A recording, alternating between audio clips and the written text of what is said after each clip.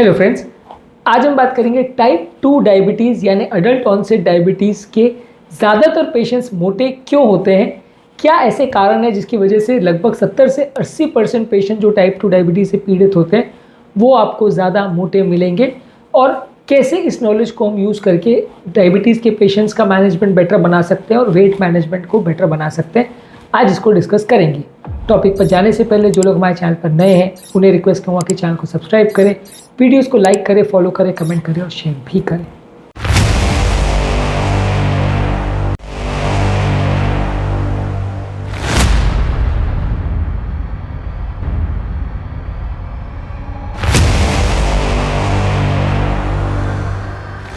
ज़्यादातर type 2 diabetes एक insulin access वाली कंडीशन है जहाँ बॉडी में इंसुलिन बहुत ज़्यादा बनता है, जितना ज़रूरत है उससे ज़्यादा बनता है।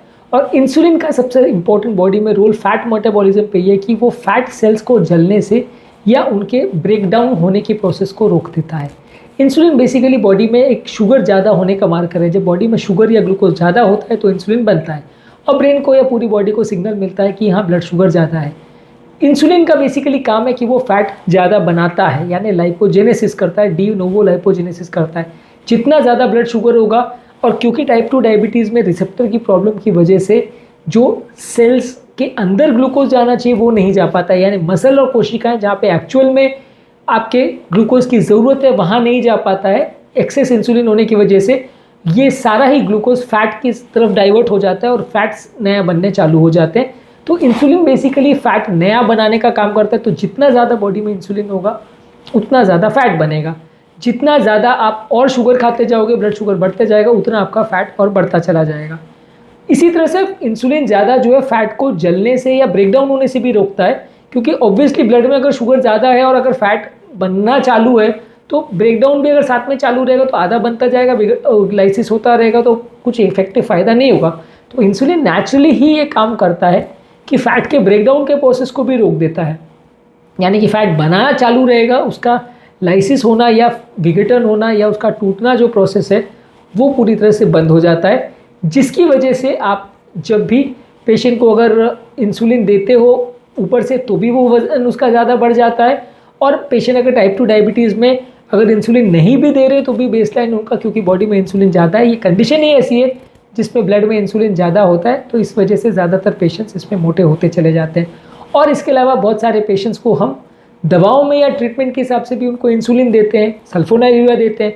ये दोनों ही चीज़ बॉडी में ओवरऑल ब्लड के इंसुलिन लेवल्स को बढ़ाते हैं, और ब्लड में जैसे जैसे इंसुलिन बढ़ता जाएगा, भले शुगर लेवल्स आपके कम होते चले जाएं, लेकिन आपका फैट बनना और ज़्यादा बढ़ते चला जाएगा, क्योंकि ग्लूकोज को बॉडी से हटाने का सबसे इंपॉर्टेंट और एकमात्र तरीका जो इंसुलिन फॉलो करता है वो यही है कि जो भी एक्स्ट्रा ग्लूकोज है उसको या तो कोशिकाओं के अंदर पहुंचा दे, वो जितना कोशिकाओं की ज़रूरत है उतना ही लेंगे, उससे ज़्यादा तो लेंगे नहीं।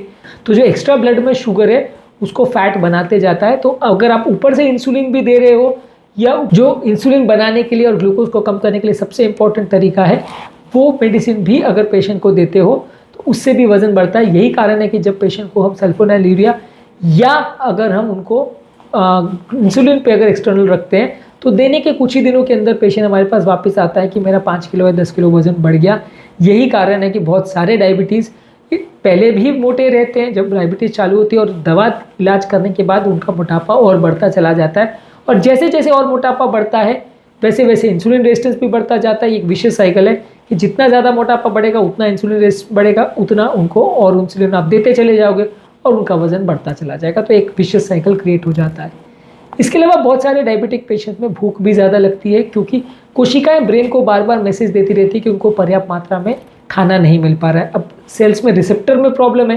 रिसेप्टर बेसिकली गेट कीपर का काम करता है, जो कि बाहर के इंसुलिन को अंदर आना परमिट करता है कोशिका के अंदर। पर यहाँ पे क्या है, रिसेप्टर में है प्रॉब्लम, रिसेप्टर इंसुलिन को रिस्पॉन्ड नहीं दे रहा, तो इसकी वजह से सेल्स के अंदर ग्लूकोज नहीं पहुँच पाता, और ये सेल्स बार बार ब्रेन को मैसेज देते हैं कि हमको खाना नहीं मिल रहा है, हम स्टारवेशन में जा रहे हैं, हमको और खाना चाहिए। तो ब्रेन इसको क्या समझता है कि शायद इसका मतलब ब्लड में इंसुलिन ज़्यादा है, हमारे पास ओवरऑल जितनी ग्लूकोज की ज़रूरत है कोशिकाओं के अंदर पहुंचाने के लिए वो मिल नहीं पा रहा है, तो आपको और मैसेज मिलता रहता है, आपको और भूखे लगती रहती है, आपको बार बार खाने को आप मजबूर हो जाते हो, बहुत ज़्यादा क्रेविंग होती है। यही वो कारण है कि वो फूड स्टफ जो इंसुलिन बढ़ाते हैं बॉडी में या वो खाद्य पदार्थ या वो दवाइयाँ जो ब्लड में इंसुलिन बढ़ाते हैं, उसके बाद आपको भूख और ज़्यादा लगती है और आप और ज़्यादा खाने को विवश हो जाते हो, आपकी खाने की क्रेविंग बढ़ती चली जाती है। इसके अलावा डायबिटीज़ में जो हमारे हंगर और सैटिस्फैक्शन के हार्मोन हैं वो भी कॉम्प्रोमाइज़ हो जाते हैं। हंगर का हार्मोन को ग्रेलिन बोलते हैं और सैटिस्फैक्शन के हार्मोन को लेप्टिन बोलते हैं। ज़्यादातर जब बॉडी में इंसुलिन ज़्यादा होता है तो लेप्टिन जो हार्मोन है, जो हमारी भूख को शांत करने का काम करता है, वो कॉम्प्रोमाइज़ हो जाता है, उसके लिए रेजिस्टेंस डेवलप हो जाता है और लेप्टिन प्रॉपर काम नहीं कर पाता है। लेप्टिन का प्रॉपर काम क्या है कि जब हमारे ब्लड में पर्याप्त ग्लूकोज हो जाए तो ब्रेन को मैसेज दे कि हाँ ग्लूकोज बहुत हो गया है और अब हमें और खाने की ज़रूरत नहीं है। लेकिन टाइप 2 डायबिटिक पेशेंट में इंसुलिन की वजह से लेप्टिन अपना काम नहीं कर पाता है। लेप्टिन हमारी सैटिस्फैक्शन सेंटर्स को ब्रेन के एक्टिवेट नहीं कर पाता है, जिसकी वजह से ब्रेन को मैसेज नहीं पहुंच पाता है कि भूख शांत करने का या खाना को बंद करने का या और नहीं खाने का इंडिकेशन है। तो आदमी खाना खाता रहता है, भूख लगती रहती है, खाना खाता रहता है, लेप्टिन अपना काम नहीं कर पाता है। इसके अलावा कई बार डायबिटिक वाले पेशेंट्स को डायबिटिक फुट हो जाती है, ऑटोनॉमिक न्यूरोपैथी हो जाती है, अलग अलग तरह की बीमारियां, हार्ट फेलियर हो जाते हैं, इसकी वजह से वो चल फिर नहीं पाते हैं, सीडेंट्री लाइफस्टाइल हो जाती है जिसकी वजह से वजन वैसे भी बढ़ जाता है, यानी चलना फिरना कॉम्प्रोमाइज़ हो जाएगा तो एक्सरसाइज कम हो जाएगी और इसकी वजह से भी बहुत सारे डायबिटिक मोटे हो जाते हैं।